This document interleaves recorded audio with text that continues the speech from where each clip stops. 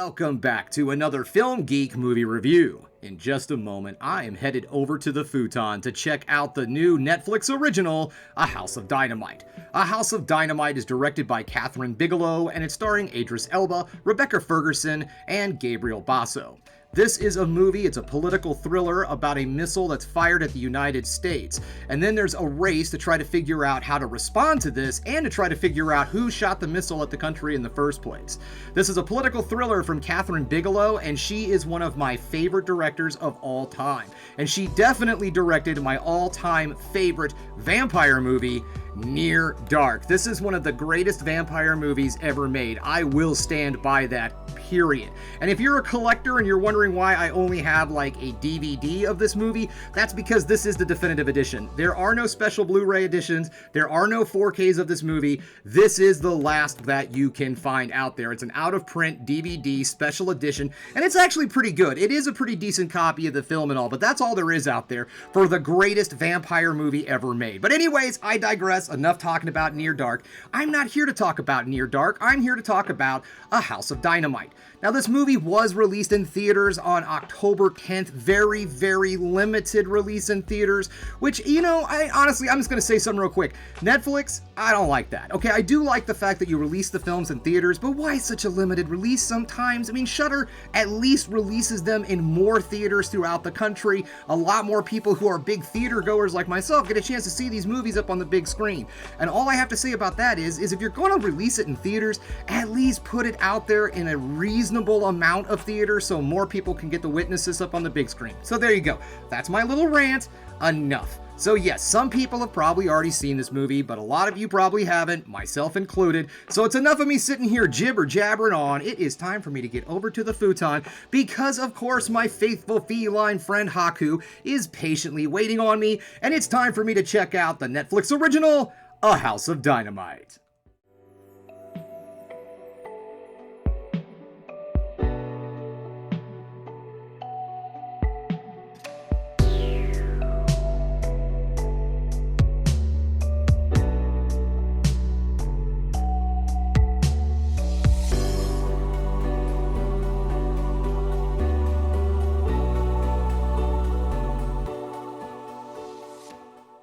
Just getting done watching A House of Dynamite, and guys, this movie kept me on the edge of my seat for the entire film. I am telling you right now, this is one white-knuckle thriller. So let's get this party started, shall we? Now, normally I say negatives then positives, but I personally didn't have anything negative to say about this film, but there are some things about this movie, maybe the way it's presented and all, the storytelling, that I honestly think some folks are not going to enjoy. So we're going to call this mixed feelings, and then we're going to move into positives to end the video on the ever so important high note.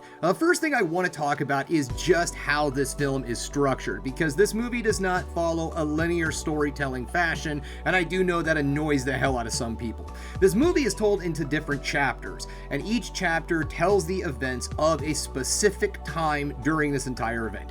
Basically, we are seeing the story of what is happening during the moment of once the missile is launched and once the missile is just about to collide into some place in the United States, all right? I'm gonna give you spoilers, but let's just say that is the entire story, right? And the way they do this is they tell the story in different chapters and different locations, okay? So we're gonna jump around a little bit. And then they tell the story there, and then they jump over to a different location, and then they tell the story there. So there is a little bit of backtracking, there is some crossover of things, and some folks might find the way that this film is presented a bit repetitive and a little bit of a snore fest.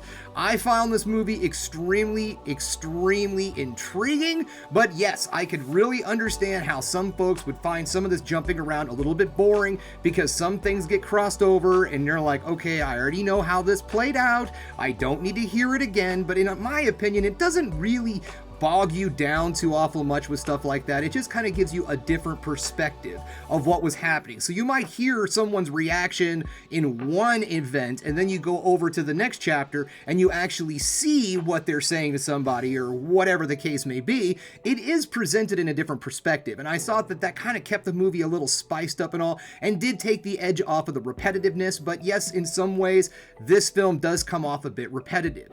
And in all honesty too, depending upon how you look at at things, I think that this film might not wrap up in ways that people might like.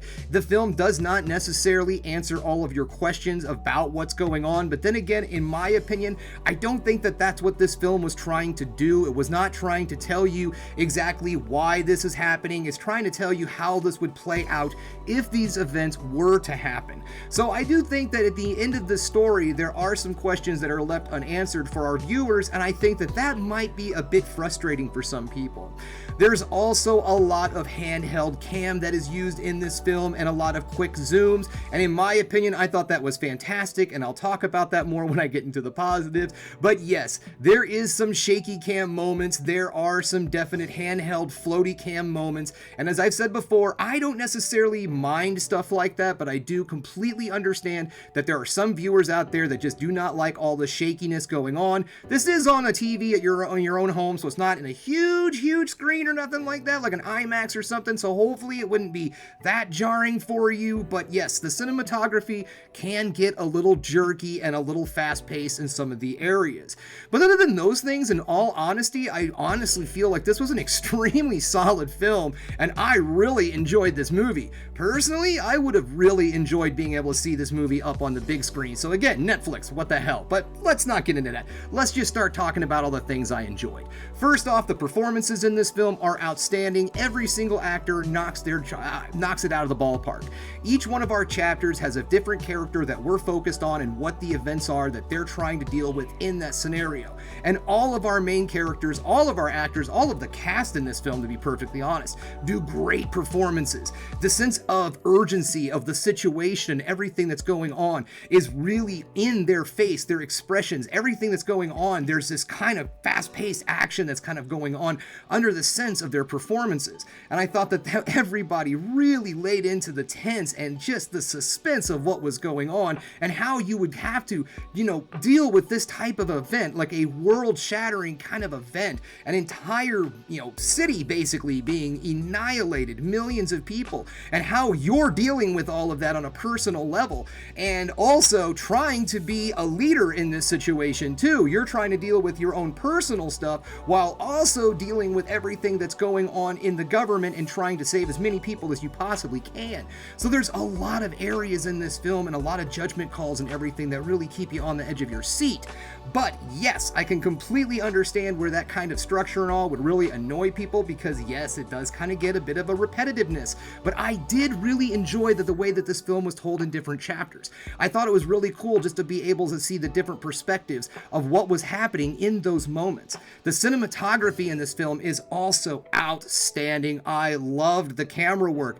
Jerkiness and handheld camera aside, shaky cam, whatever, there are some absolutely amazing shots in some of these moments where we have the shaky cam and all. What I really loved were the quick zoom-ins and everything that makes it feel like you're in this film. You're watching it more like a documentary or like real events rather than just a movie that's being made. So the cinematography itself absolutely adds to all of that tension and suspense. There are so many great shots in this film, so many cool moments where we're following behind a character as they enter into a room, and it just makes it feel like we're going in there with them as a viewer.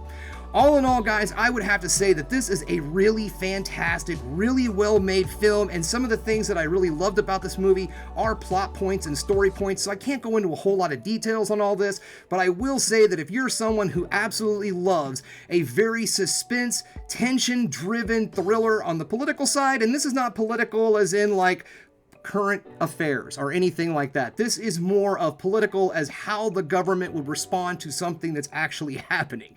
And I thought it was just an absolute nail-biter that kept me intrigued from beginning to end. The film does seem to get a little draggy, I'm not gonna lie. The movie is just about 2 hours long, and in my opinion, yeah, we could have shaved it down just a little bit, but in all honesty, I still had a really good time with this movie. I really enjoyed it, and I would have really liked to have seen this sucker up on the big big screen, in my opinion.